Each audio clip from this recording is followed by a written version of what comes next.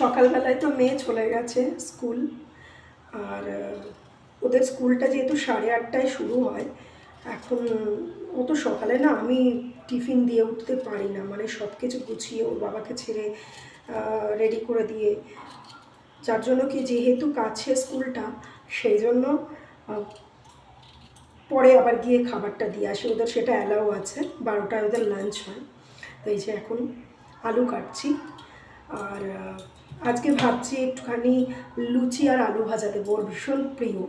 Actually কী বলো তো, আমার মেয়েটা খুব ছোটো বয়স থেকে না অভাবটা দেখেছে, যেটা আমরা চাইনি, আমাদের পরিস্থিতি এরকম এসে গেছিলো, এরকমও দিন গেছে আমার মেয়ে শুধু নুন দিয়ে ভাত খেয়েছে এবং খুব তৃপ্তি সহকারে ভাত খেয়েছে। আমরা যাতে কষ্ট না পাই, তখন মেয়ের বয়স খুব বেশি হলে হয়তো 5-6 বছর হবে, তখন কি 7 বছর।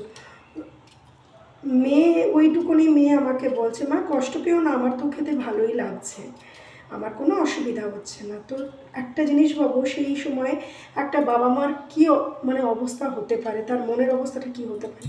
তো যখন সুযোগ থাকে তখন কেন সেই সন্তানকে আমি ভালো মন্দ খাওয়াবো না বলো। আর ভালো মন্দ বলতে তো ঘরের খাবারই, আমি আটার লুচি করি, যাতে ময়দাটা আমরা অ্যাভয়েডই করি, খুব কমই খাই।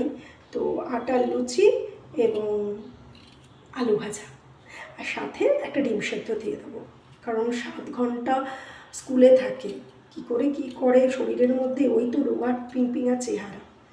তো যাই হোক, যেসব সন্তানরা সত্যি বাবা মার কষ্ট বোঝে, সেই বাবা মাদের হয়তো সেই সময় পরিস্থিতি থাকে না, কিন্তু মন ভরে তাদেরকে আশীর্বাদ করে, আমি তো করি।